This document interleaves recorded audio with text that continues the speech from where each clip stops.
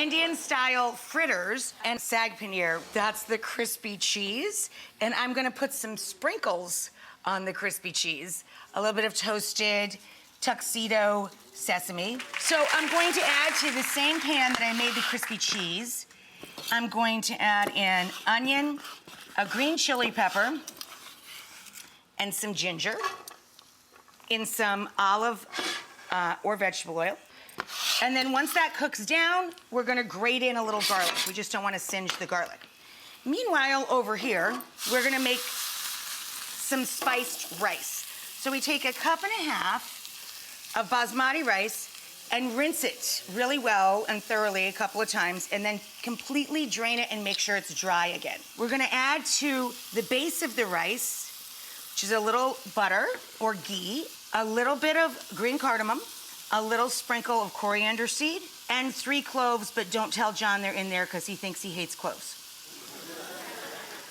And then we're going to add in our rice and toast it.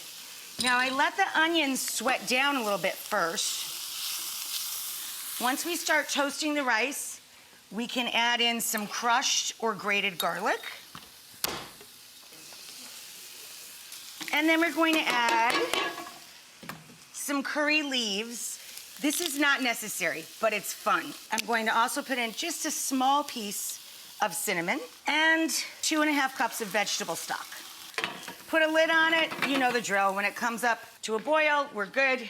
And you turn it super low and let it cook, I don't know, 16, 17 minutes till all the liquid is absorbed. Now we're gonna take what looks like a really aggressive amount of greens. We're gonna wilt it in as much as the pan can bear at a time. Once we get the spinach wilted into the pan, we're gonna add a little bit of ground coriander and cumin. We're gonna add about 1/2 cup of heavy cream and a little bit of water so it can cook out. And then we're gonna slide the cheese back in.